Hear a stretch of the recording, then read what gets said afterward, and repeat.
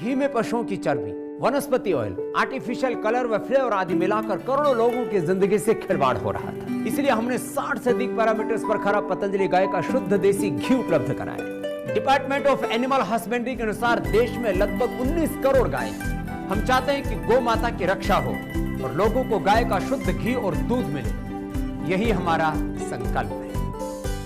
उत्तर प्रदेश के देवबंद में जमीयत उलेमाए हिंद के सम्मेलन में कई मुद्दों पर चर्चा हुई है और कई मुद्दों पर चर्चा जारी है। इस दौरान मुस्लिम धर्म गुरुओं ने सरकार को भी घेरा है और पीएम मोदी से सवाल किया है कि देश में इस समय जो हालात बने हुए हैं उन पर कोई एक्शन क्यों नहीं लिया जा रहा है, या फिर अपनी सत्ता बनाए रखने के लिए ये सभी हिंदू मुस्लिम के मुद्दे जानबूझकर उठाए जा रहे हैं। दरअसल जमीयत की तरफ से यह आरोप लगाया गया है कि देश पहले कभी इतना प्रभावित नहीं हुआ था जितना अब हो रहा है।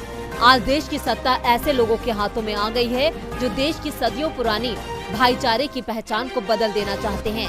सत्ताधारी भारतीय जनता पार्टी का नाम लिए बगैर हमला बोलते हुए जमीयत ने कहा कि उनके लिए हमारी साझी विरासत और सामाजिक मूल्यों का कोई महत्व नहीं है, उनको बस अपनी सत्ता प्यारी है।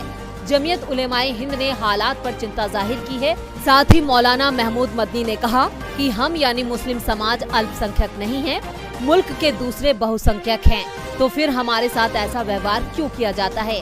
ये देश हमारा भी है, हम यहीं रहेंगे और अपने हक की आवाज भी उठाएंगे। आपको बता दें कि भारत की मुस्लिम आबादी करीब 22 करोड़ के आसपास है, जो कुल आबादी का लगभग 14.23% है। देश में हिंदुओं के बाद मुसलमान सबसे बड़ा धार्मिक समूह है, फिर भी बीजेपी मुसलमानों के साथ भेदभाव की राजनीति क्यों करती है। अगर बीजेपी को सत्ता में रहने के लिए हिंदुओं के वोट की जरूरत है, उतने ही मुसलमानों के भी वोट जरूरी हैं। फिर मुसलमानों के अधिकार के साथ खिलवाड़ क्यों है। पीएम नरेंद्र मोदी पूरे देश के पीएम हैं, तो उन्हें सभी के लिए बराबर ढंग से काम करना चाहिए। फिर भी बीजेपी सिर्फ हिंदुओं की आवाज उठाती है। दरअसल बीते कुछ दिनों में ज्ञानवापी, मथुरा की ईदगाह मस्जिद, कुतुब मीनार सहित कई मुद्दे देश में उठ रहे हैं और हर मुद्दे से सरकार हिंदुओं के समर्थन में नजर आ रही है। लेकिन देश में जितना अहम हिंदू समुदाय है, उतना ही मुस्लिम समुदाय भी है। 2014 के बाद से ही बीजेपी अपने एजेंडे पर काम कर रही है।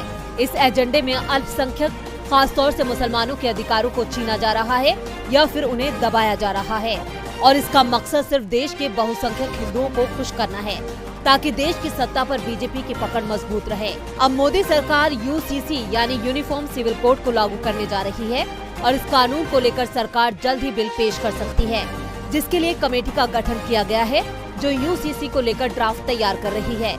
समान नागरिक संहिता को लागू करना बीजेपी का मुख्य एजेंडा रहा है। पिछले साल दिसंबर में बीजेपी नेता निशिकांत दुबे ने संसद के पटल से यूनिफॉर्म सिविल कोड को लागू करने की मांग की थी और आजादी के 75 साल पूरे होने के मौके पर इसे लागू करने का ऐलान किया था।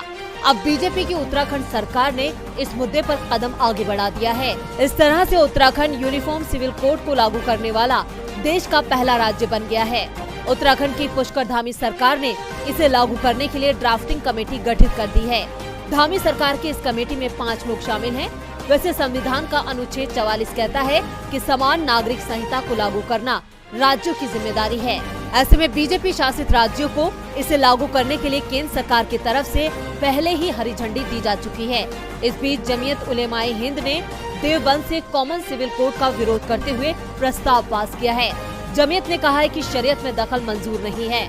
प्रस्ताव में कहा गया है कि समान नागरिक संहिता लागू कर मुसलमानों के संवैधानिक अधिकारों को छीना जा रहा है। मुस्लिम पर्सनल लॉ में शामिल शादी, तलाक, विरासत से जुड़े नियम कानून किसी समाज या व्यक्ति के बनाए नहीं है। कहा गया है कि नमाज, रोजा, हज की तरह ही ये भी मजहबी आदेशों का हिस्सा है। मुस्लिम संगठनों ने साफ कर दिया है, अब मोदी सरकार की मनमानी नहीं चलेगी और यूसीसी किसी भी सूरत में मंजूर नहीं होगा।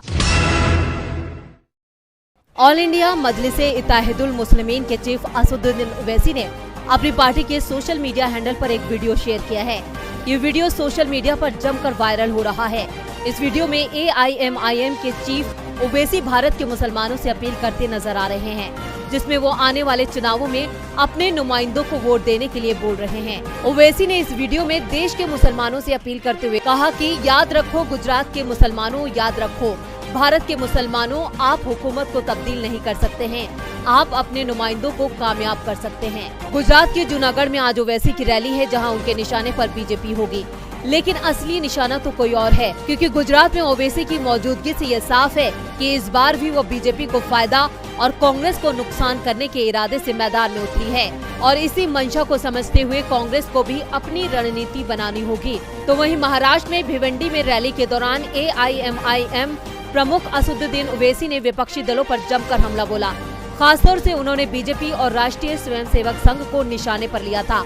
इस रैली में ओवैसी ने कहा, ये भारत न मेरा है, न उद्धव ठाकरे का है, न मोदी का है, न शाह का है।